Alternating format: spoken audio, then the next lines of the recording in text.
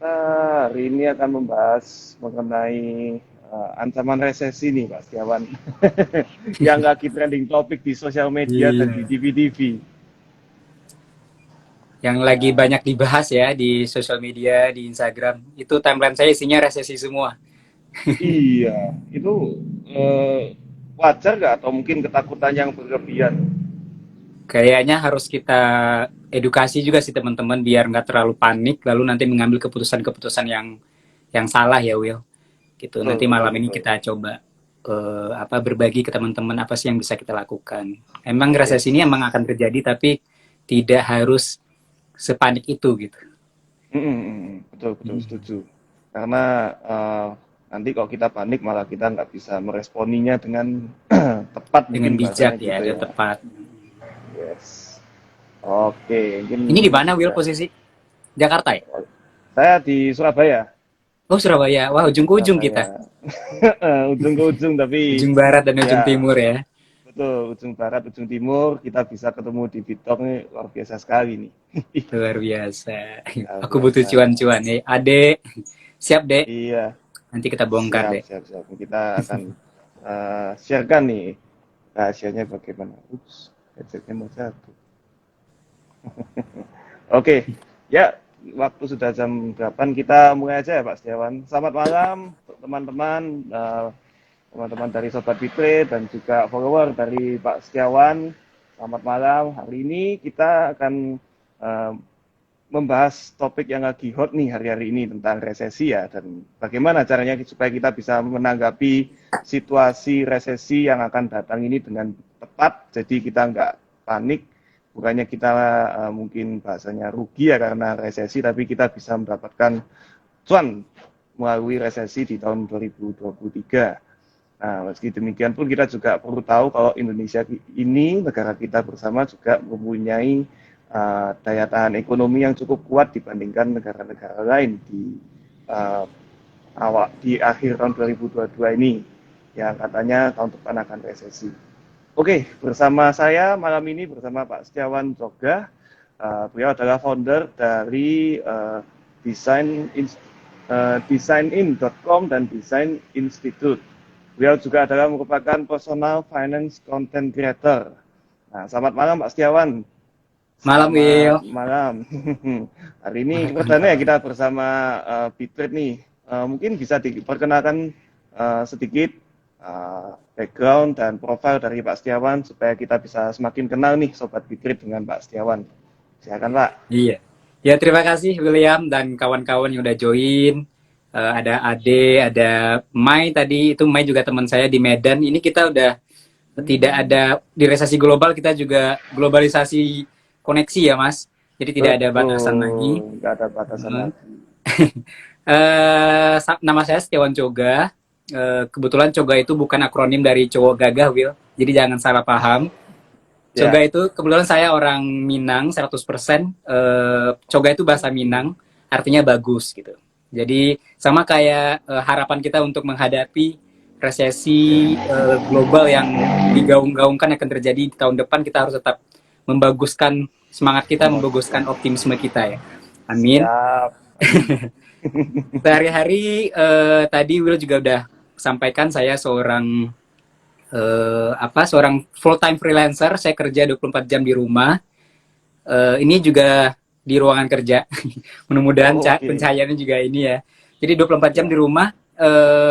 Saya mencoba membantu teman-teman UMKM dan bisnis kecil menengah untuk optimasi marketing dan komunikasi mereka di digital. Jadi di designin.com itu kita ngebantuin teman-teman untuk digital marketing, pembuatan website, landing page, eh, dan marketing-marketing yang murah kayak WhatsApp blast segala macam, email blast kayak Oke, gitu.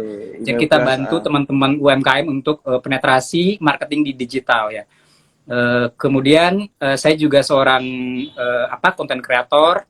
Di rumah Mhm. itu selain handle tadi pekerjaan-pekerjaan dari beberapa corporate yang kerjasama tahunan, saya juga mencoba untuk meramaikan dunia sosial media biar bermanfaat, Will. Jadi mengedukasi teman-teman, Mantap. sharing tentang apa yang saya lakukan untuk saya membagikan, saya bukan berteori tentang wah keuangan begini-begini, tapi saya suka membagikan cerita saya. Jadi mungkin disebut storyteller ya, menceritakan Ya, saya ya. bagaimana saya tadi berjuang dari gaji 1,8 lalu naik, lalu saya bagaimana membaginya, mulai mengenal reksadana, investasi saham, dan sampai bagaimana menyusun financial goal lalu mencapai seperti apa, itu saya bagikan di Instagram ya.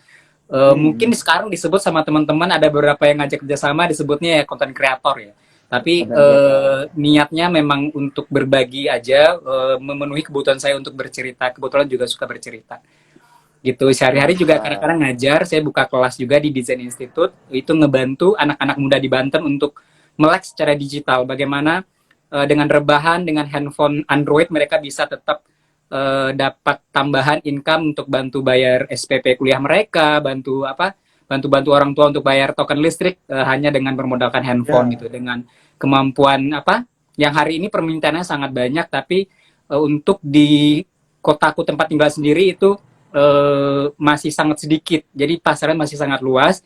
Jadi aku di Design Institute mencoba membagi itu kepada teman-teman Banten, khususnya di kota Serang ini, untuk yuk kita bisa loh dari rumah aja bisa menghasilkan istilah sekarangnya cuan gitu sambil iya rebahan betul. Bisa produktif gitu Will. meskipun rebahan gitu. Iya, Keren, keren, keren, itu keren. sedikit Menarik. perkenalan ke teman-teman yang mungkin followersnya Will, Bitrate yang belum kenal sebelumnya. Mudah-mudahan nanti setelah ini kita tetap bisa interaksi, berbagi gitu. Ya, berbagi sesuatu yang bermanfaat dan juga tentunya Iya, Will. positif supaya teman-teman bisa lebih cuan lagi nih. Amin. Nah, tadi menarik juga kalau Pak Setiawan ini bukan hanya berteori saja, tetapi beliau ini sudah membagikan pengalamannya dan perjalanan hidupnya bagaimana bisa mencapai level keuangan atau ya finansial yang lebih baik gitu. Dari tadi sempat disampaikan kalau bapaknya dari pendapatan mungkin di bawah 2 mungkin ya Pak ya tadi ya, Iya, di bawah dua sekarang gitu. bisa lebih mapan dan lebih mantap, dan juga beliau merupakan salah satu konten kreator di bidang keuangan juga. Nah, mungkin bisa diceritakan nih bagaimana pendapat Pak Setiawan nih, kondisi global sekarang ini sebenarnya gimana sih? Apakah resesi ini itu hoax atau beneran? Kalau beneran resesinya itu dampaknya buat kita yang di Indonesia ini bagaimana Pak? Iya, ya benar Will. Di tengah gempuran tsunami informasi kita di sosial media, eh, sebulanan ini kita kayak kepala kita itu berisik ya Will, banyak informasi-informasi negatif yang masuk. Kalau kita tidak siap untuk memfilter mana informasi yang boleh kita konsumsi, rasanya kita akan overthinking lalu tidur nggak nyenyak ya. Ya, Itu merembet ke kesehatan mental juga menurutku. Mulai dari hmm, kasus yang kemarin di Surabaya, lalu ada perang jenderal, lalu ada KDRT segala macam, dan terakhir yang lagi viral juga tentang isu resesi. Nah, yang terjadi memang kita tidak boleh menutup mata. Kenyataannya memang dunia lagi berjuang untuk menghadapi masalah ini. Lepas dari guncangan COVID-19, selama 2 tahun kita dikurung di rumah, kita nggak boleh ngapa-ngapain. Lalu mall-mall pada tutup. mau Belum itu tutup betul. selesai, lalu terjadi perang antara Ukraine Rusia Ukraina. dan Rusia. Dan ini juga berdampak besar kepada ekonomi global gitu. Nah, bahkan di Amerika sendiri secara teknis mereka udah mengumumkan resesi kan dari beberapa bulan lalu. Cuman Ya, memang belum secara formal karena lapangan pekerjaan mereka masih cukup kuat gitu. Nah, tapi di beberapa negara lain kayak yang kemarin ada negara yang bangkrut itu, apa sih yang di dekat India itu? Sri Sri Lanka ya? Lanka ya Pak ya. Sri Lanka, Sri lalu Lanka. ya macam-macam lah dengan dampak ekonomi, dengan COVID-19 kemarin, lalu Ukraina, lalu perubahan iklim, rantai pasok yang berkurang, ya Betul. akhirnya inflasi naik kan, dan jadinya ya seperti ini hari ini. Tapi yang perlu digarisbawahi, kabar baiknya adalah negara kita tidak seburuk berita-berita yang selama ini kita konsumsi di sosial media gitu. Karena tadi ya Jokowi juga membuka sebuah perhelatan acara, itu disampaikan bahwa ekonomi kita masih surplus 5%. Lalu walaupun Hmm, tadi juga BI mengumumkan kenaikan suku bunga kan, tapi iya, inflasi kita masih terkendali. Lalu ekspor impor kita juga masih berjalan. Saat negara-negara lain menstop semua semua keran impor ekspornya, kita masih bisa melakukan itu, dan perdagangan antar pulau, antar provinsi juga masih lancar. Dan kalaupun kemarin BBM di dalam negeri juga ada kenaikan, tapi tetap masih hmm, bisa dikendalikan kan dengan baik. Itu inflasinya. yang menurut saya kondisi yang harus kita lihat dengan kacamata drone, Will. Jadi tidak hanya dari sisi benar Oke, terjadi resesi secara global, tapi dibalik biasanya dibalik sebuah bencana itu selalu ada peluang-peluang yang bisa kita ciptakan untuk, betul, atau kita betul. ambil untuk cuan, atau untuk mengubah strategi-strategi di keuangan kita, di finansial kita, maupun di investasi kita gitu. Ya, Gitu. ya, Emang mantap. emang apa, lebih lebih clear aja, lebih bijak, lebih tenang, lebih lebih jelas melihat situasi hari ini. Memang resesi terjadi, tapi tidak harus membuat kita serta merta panik lalu menjual semua aset kita, lalu menarik semua uang di tabungan di bank. Nggak harus seperti itu gitu. Nggak sampai se ekstrim itu mungkin ya. Ya, Ya memang, terutama di kondisi nasional kita ya, masih mm, ekonomi kita juga masih surplus gitu. betul, betul, betul. Nah, memang ini karena sekarang sudah zaman informasi, kemudian juga kita juga punya sosial media yang masif ya, jadi cepat sekali informasi itu Mm-mm. berdatangan, tapi juga ada sisi lain yang mengatakan kalau dengan banyaknya informasi itu pun belum tentu semua informasinya valid. Nah, Yes, di benar. satu sisi juga ada yang bilang kalau eh, resesi global ini dipicu karena ada perang Rusia dan Ukraina saja. Nah, apakah memang menurut Pak Setiawan ini perang Rusia Ukraina ini sebesar itu dampak negatifnya sampai satu dunia mengalami ancaman resesi yang ya gimana ya bicaranya ya, mengerikan tapi kok ya nggak segitunya. Para Resesi influencer yang menyebutnya cukup lama ini. dunia yang gelap ya, kiamat ekonomi Nah, dunia ya, kiamat macam-macam ekonomi lah. dunia gitu bahasanya. Hmm. Nah, Ya benar, apakah Will. memang Gini, saya Rusia gitu? menanggapi yang William tadi sampaikan, bahwa terlalu banyak informasi yang berseliweran di sosial media kita.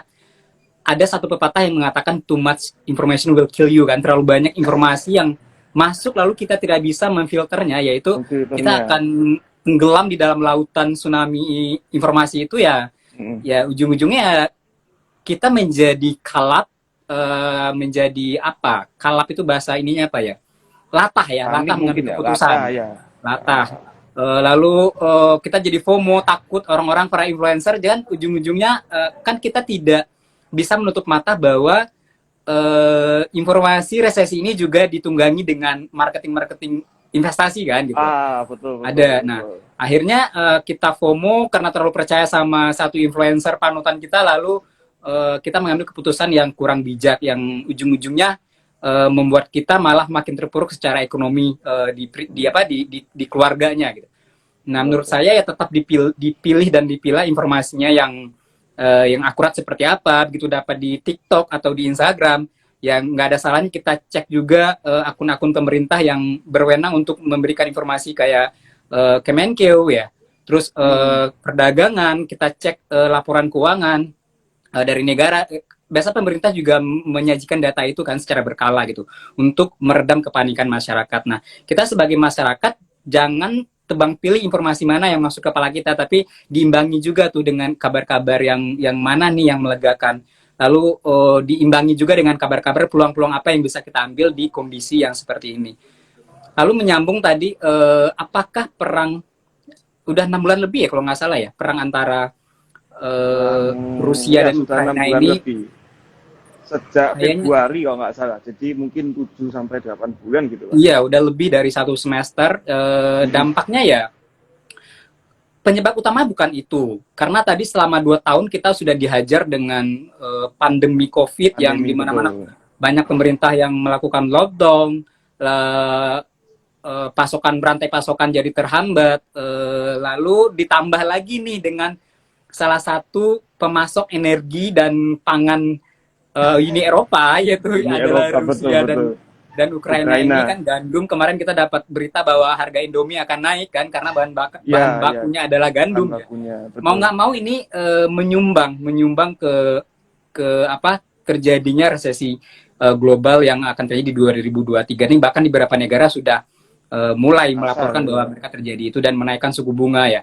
Termasuk Ya, negara BI juga menaikkan juga BI ke juga naikkan. empat berapa tadi, 4, sekian ya, 75 ya, 4,75 kalau Ya, nggak salah. Ini 4,75 tadi ya. ya naik sekian karena ini untuk mengimbangi apa biar nilai tukar kita tetap bisa dikendalikan kan. Ya, Nah, betul, tidak terlalu ekstrim. efeknya ya karena tadi apa banyak negara-negara di Eropa itu yang ya kita sama-sama tahu lah bahwa Amerika, Eropa itu kan Ah, ya. negara-negara yang dengan ekonomi yang cukup stabil ya. Nah, Betul, pasokan-pasokan betul. energi mereka selama ini kan dipasok dari Rusia. salah satunya Rusia dan Ukraina itu kayak gandum. Nah, ketika perang terjadi ya eh, keran ekspor impornya lalu tidak mengalir seperti sedia kala kan, lalu harga-harga jadi naik Hmm, ya. Efeknya ya salah satunya ya. itu. Lalu ekonomi bukan ekonomi, kondisi global perubahan iklim Hmm, menurutku itu juga bersumbangsi kepada eh, resesi atau krisis ekonomi berjenjang yang akan terjadi yang diramalkan akan terjadi secara global di 2023 itu Will. Itu. oke. Tapi itu penyebab utamanya sih menurutku kurang pas juga Mungkin, kalau kita menafikan bahwa ada peran Covid sebelumnya, hmm, bahwa ada perubahan iklim dan kebijakan-kebijakan lainnya gitu. betul, betul. Berarti kita memang perlu seperti yang Pak Setiawan tadi sampaikan, pakai sudut pandangnya itu bukan cuma linear aja, tapi pakai Iya. drone, zoom out ke atas, lihat keseluruhan gitu. Jadi 360 kan kalau pakai kita kamera itu 360 betul. 360 ya. Jadi dengan sudut pandang yang lebih luas, dengan time frame yang lebih luas, kita bisa Hmm. lihat oh terjadi pandemi ini mempengaruhi, kemudian ada perang Rusia Ukraina yang juga memperbesar snowball efeknya. Terus Hmm. banyak negara-negara yang mulai kekurangan supply chain-nya dan timbullah benih-benih resesi yang Nah, diperkirakan tahun depan akan berbuah gitu berbuah benihnya. ya tinggal panen panen dalam Panen dalam arti yang negatif ya. kurang baik ini.